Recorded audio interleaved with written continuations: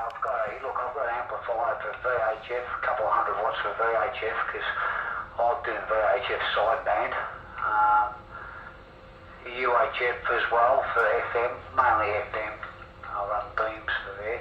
Actually building two at the moment, refurbishing two. I've already built them years ago, but I've pulled them down. So I'm in the process of doing that at the moment.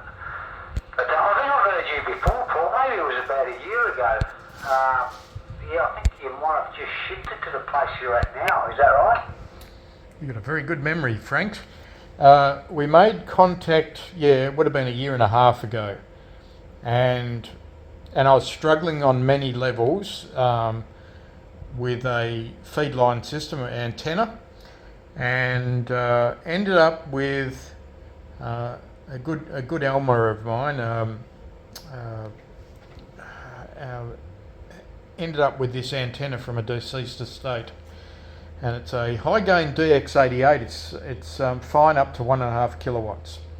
Now, I've had one of these before. They're a very temperamental antenna to set up, and I ended up getting it from him and looking at it. Needed a lot of work, so I ordered a full kit of bracketry and other stuff from from MSJ before they stopped supplying, and went through, rebuilt the antenna, and got it within spec. Have a spectrum analyzer to look at how it's performing on every band, and you know what, it's I think I made contact with you just before I set it up, and on this band I think I was running 10 watts or something. So for the 3 kilometres or 4 kilometres that I'm guessing that you are from me, it was doing quite well for an antenna that's designed for 10 metres. So the tuner was doing everything, and it still is now. So I remember you, Frank. I remember the voice. I sort of vaguely remember the conversation there. So still the same. But it's a ground-mounted vertical with radials from 80 through to 10, and the radials are going against the theory of antenna theory, and I've clumped them all together because I got no other choice, and they work very, very effectively there. Over. Have you got that set up on 10 metres at the moment, Paul? I have, but I haven't got 10 metres running here at the moment. It's all set up for 11 as I'm on it now. But it's interesting you mentioned earlier about the DX and 11 metres and others. 11 metres was always with old school hams the beacon frequency. It was the frequency that if there was a sweet spot on all bands, it was 11 metres, and if there was any sign of any DX, it was always prevalent on 11 metres. So and that's why a lot of people like yourself, me, always hold on to 11 metres, because if you want to see if there's any DX running across the bands, you just have a look at the legal 40 part of the CB band. If there's anything running, you'll know that 10 metres is running, or 17 or 12 there. Over. Oh, that's right. I mean, for 11 metres, I love running the old sets like the AXs and anything beyond that, you know what I mean? I would never bother running any HF transceiver for 11 metres. I mean, some people buy these, 1.8 to 30 meg, just for 11 metres. What a waste of time. 11 metre radios are actually tuned perfectly for 11 metres. They actually sound better than most of the HF transceivers. They are dedicated for 11 metres. Over. This is a whole conversation on itself. You're right, Frank. It's if you get a good CB set, and you get the ones where the engineers were hams, and this is history. This is not my opinion. This is history.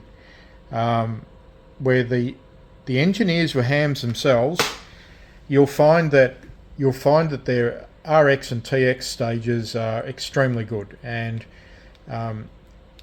there's just a quick example of that is the Uniden from the 2020 onwards through to the President series, the early Presidents, not the first series. I'm talking the first release, but around about 6 months after the first release, you find once Realistic got their hands on them, you'll find that the 858s in those series were fantastic. And then you come across what are they?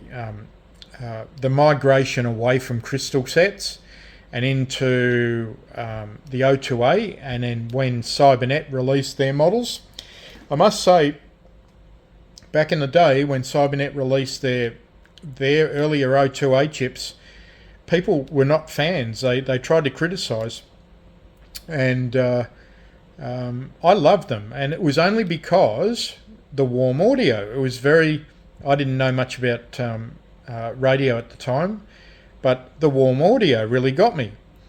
And it wasn't until about 30, 40 years later when I started to repair them that I found out that I could actually make the RX on them as good as, and not better than the Uniden and other comparable units.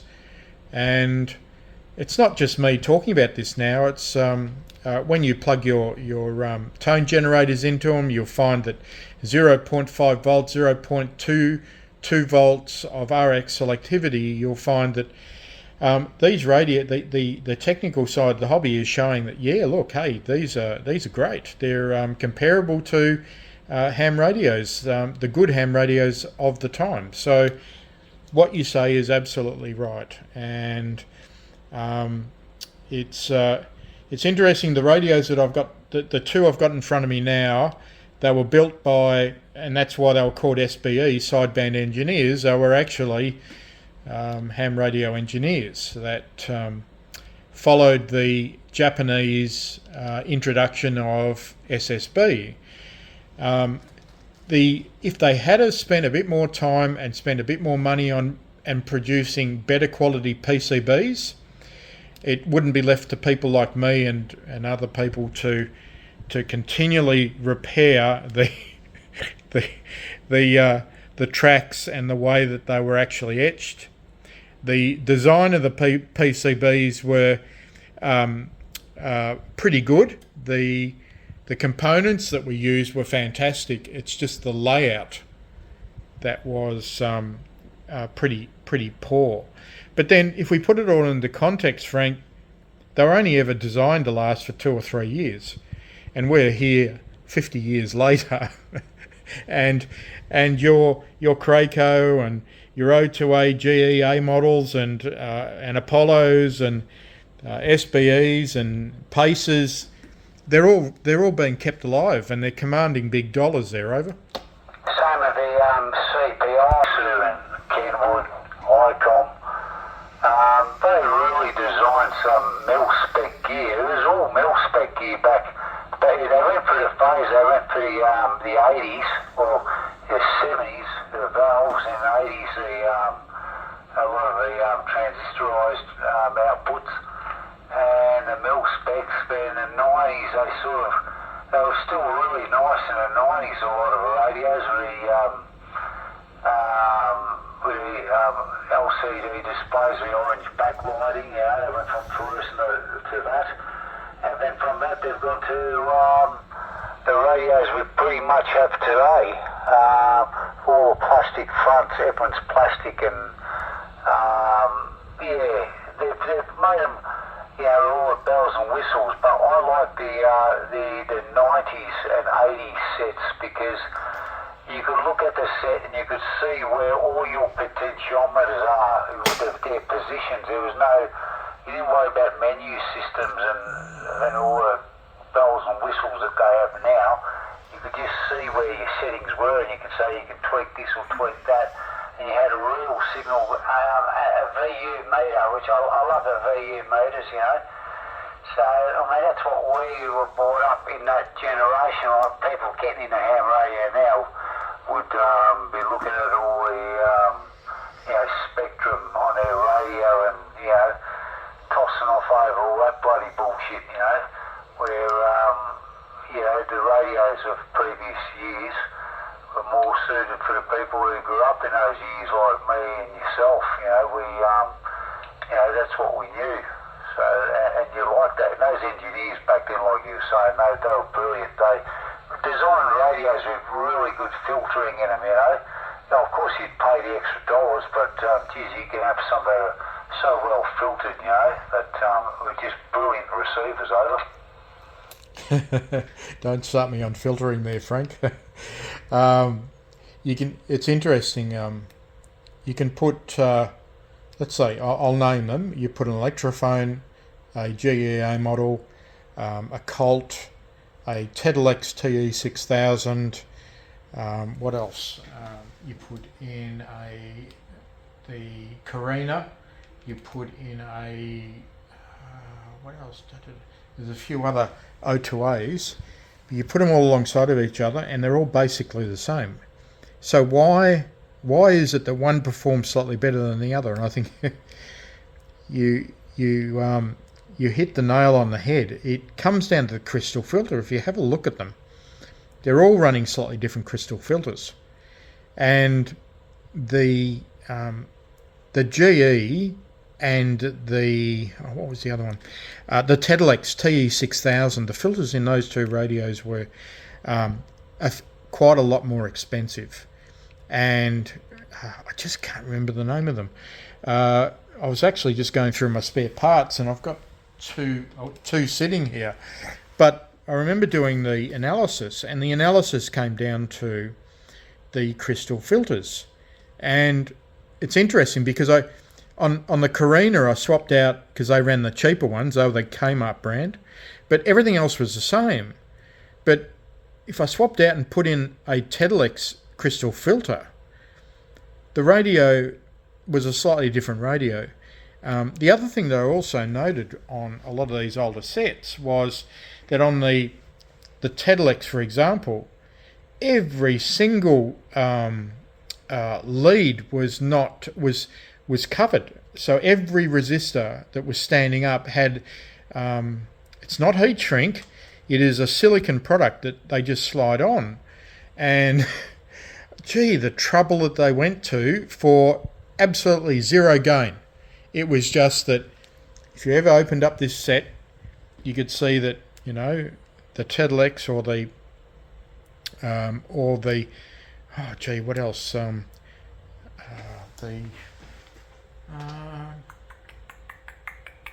The Apollo silver face, the Apollo wood grain face, they all look different inside, but the PCBs are identical, and the capacitors were identical.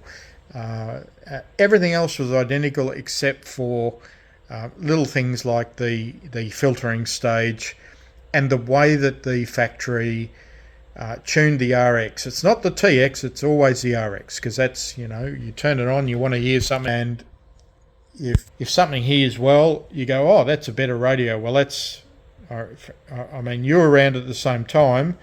That's how you judged a radio. You didn't know any better, and because it heard well, it was fantastic radio, and that was it. And that's what caught a lot of people into the hobby, and a lot of my mates and people that I've known over the years. That was the hook. It was finding out why these were different.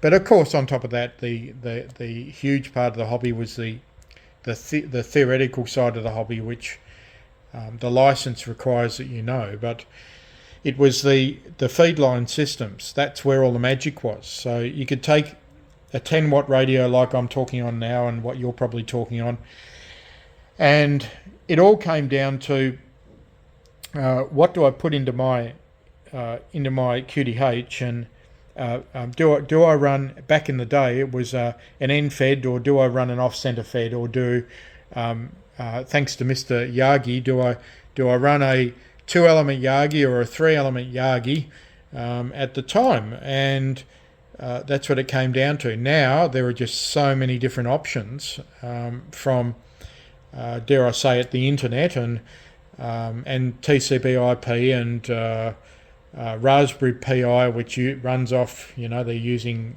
SIM cards and other things, and the hobby is very different, which is good because it allows for in times of danger and trouble many different ways of communication. But the overall communication, as you know, is the voice communication. And the one thing that we all do know is that old school mil-spec components are less likely to destroy themselves on a static spike versus a nano or SDR type operation. And that's one reason that keeps me interested in the hobby, is that these radios, yes, they're old, but hey, if the components are all good, they will last for an indefinite period of time. They're over. Yeah, that's right. That's what makes them last so long, But yeah, you're right. They're only designed to. That's Frank in Chadstone. We're just calling this an over. I'll continue with him. But very good night on the SBE Sidebander 5. They're over.